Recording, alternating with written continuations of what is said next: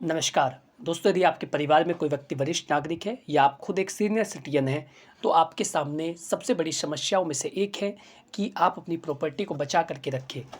क्योंकि ज़्यादातर मामलों में वरिष्ठ नागरिकों को धोखा दे करके उनकी संपत्ति की या तो वसीयत करा ली जाती है या फिर किसी ऐसे दस्तावेज पर साइन करा लिए जाते हैं जिससे उनकी प्रॉपर्टी किसी दूसरे व्यक्ति के नाम पर चली जाती है।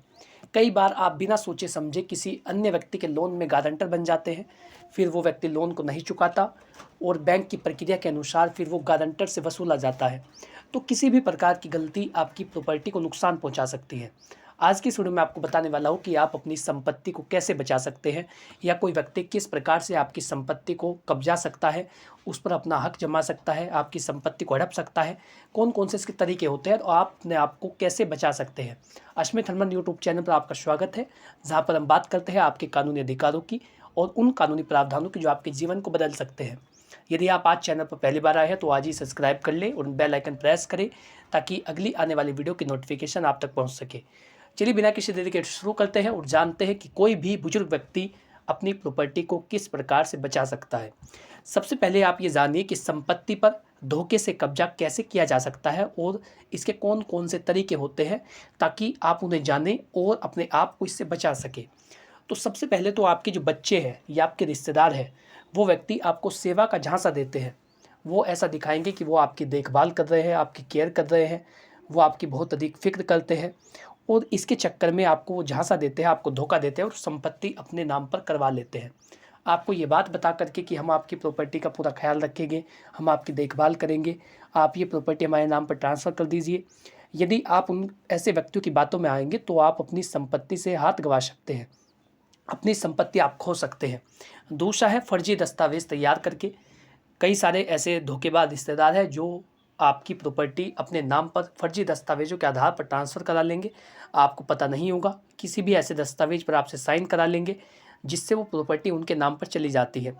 इसी के साथ जो शारीरिक दबाव डाल करके या मानसिक दबाव डाल करके आपसे आपकी संपत्ति का त्याग भी करवाया जा सकता है। इसके लिए यदि आप पर कोई दबाव बनाया जा रहा है, कोई प्रेशर बनाया जा रहा है, चाहे शारीरिक रूप से या मानसिक रूप से, तो हमेशा उससे भी सावधान रहें। और यदि आपको लग रहा है कि कोई व्यक्ति आपके साथ ऐसा कुछ कर सकता है तो उसकी तुरंत शिकायत दर्ज कराएं। होता है यदि कोई व्यक्ति उस पर अपना अधिकार जमा रहा है, अपना हक जमा रहा है और संपत्ति बेचने के लिए आपको मजबूर कर रहा है, तो ये भी एक तरीका हो सकता है। अब आपको ये जानना जरूरी है कि कानून ने किसी भी बुजुर्ग व्यक्ति की संपत्ति को बचाने के लिए कौन कौन से प्रावधान कर रखे हैं। तो सबसे पहले तो आपके पास है भरण पोषण लेने का अधिकार, राइट टू मेंटेनेंस। यदि आपके पास भरण पोषण लेने का अधिकार न होता तो बच्चे आपको ये कह सकते थे कि हम आपकी केयर नहीं करेंगे और जब तक आप हमें प्रॉपर्टी नहीं दे देते।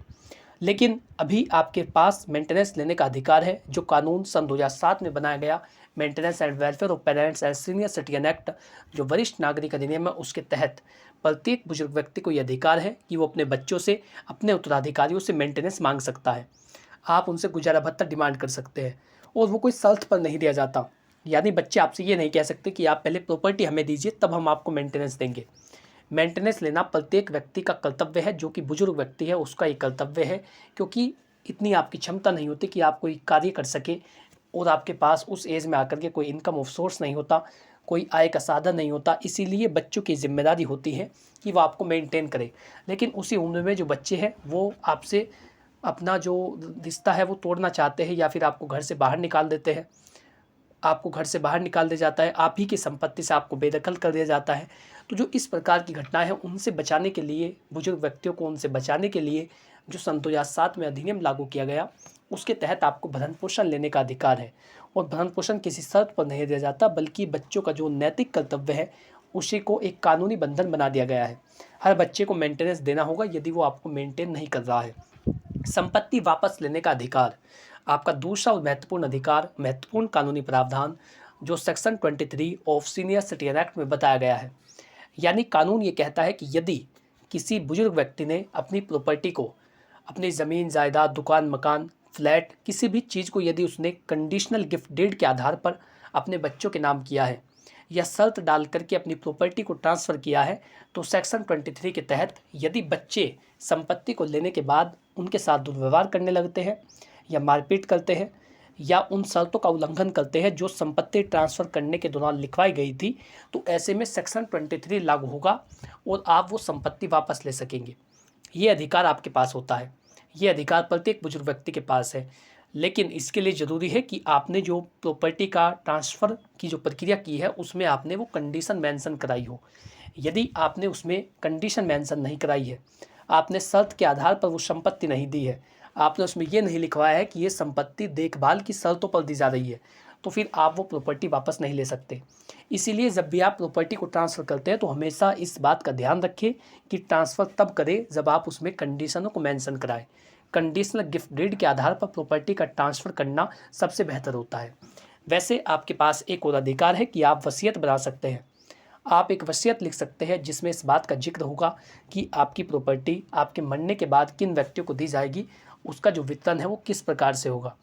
और वसीयत बनाने का एक लाभ ये है कि आपकी संपत्ति आपके जीते जी आपके पास रहती है और आपके मरने के बाद आपकी जो इच्छा थी उसी के अनुसार प्रॉपर्टी बांटी जाती है।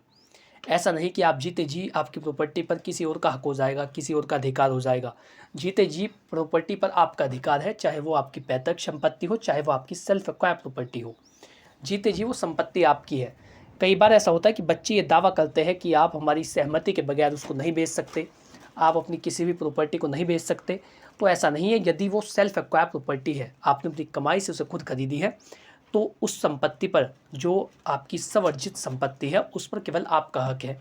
आप उसे बेचने के लिए, ट्रांसफ़र करने के लिए, गिफ्ट डेड करने के लिए, दान करने के लिए, किसी और को उसका बैनामा करने के लिए आपको ये स्वतंत्रता है। आपकी जैसी इच्छा है आप उसका वो कर सकते हैं। इसमें बच्चों की इजाज़त लेने की आवश्यकता नहीं है, क्योंकि ये भी आपका अधिकार है।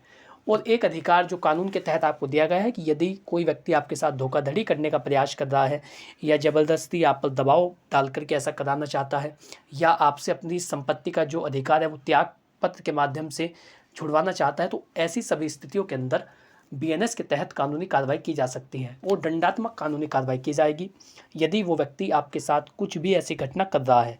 तो हमेशा ध्यान रखिए, अपने अधिकारों को जानिए। ये आपके अधिकार है जो कानून ने आपको दिए हैं कि भरण पोषण आप मांग सकते हैं। इसके लिए किसी भी प्रकार की शर्त की आवश्यकता नहीं है और ना ही प्रॉपर्टी को ट्रांसफ़र करने की आवश्यकता है। संपत्ति वापस लेने का अधिकार आपके पास है और बेस्ट ऑप्शन ये है कि आप वसीयत को बनाएं ताकि जीते जी संपत्ति आपके पास रहे। और यदि उसके बावजूद भी बच्चों के द्वारा कोई अत्याचार किया जा रहा है, दुर्व्यवहार किया जा रहा है, तो उसके लिए आप बीएनएस के तहत कानूनी कार्रवाई करा सकते हैं। ये आपकी संपत्ति को बचाने के तरीके हैं। तो संपत्ति सुरक्षित रखने के लिए आप क्या कर सकते हैं?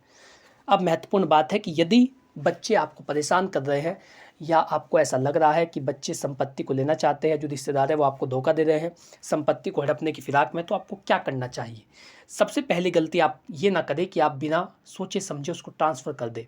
बिना सोचे समझे किसी के भी नाम प्रॉपर्टी को ट्रांसफ़र करना आपके लिए नुकसानदायक हो सकता है।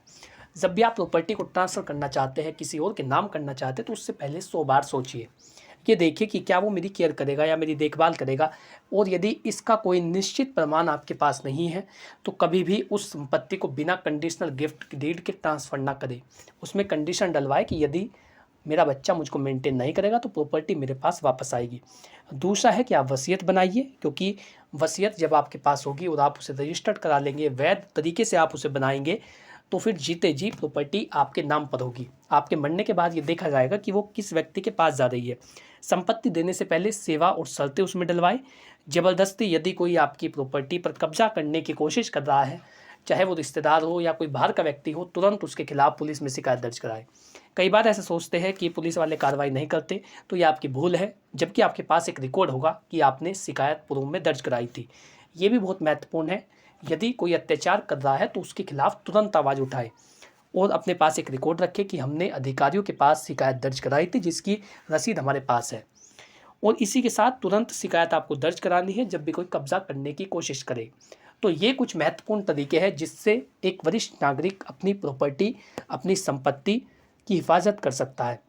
आशा करता हूँ कि जानकारी आपको अच्छी लगी होगी और आप लोग समझ पाए होंगे कि कैसे किसी भी बुजुर्ग व्यक्ति की संपत्ति की हिफाजत की जाए। यदि जानकारी आपको पसंद आई है, कुछ आपको इस वीडियो में अच्छा लगा है, तो उसके लिए चैनल को सब्सक्राइब कर ले और बेल आइकन प्रेस करें ताकि अगली वीडियो की नोटिफिकेशन आप तक पहुंच सके।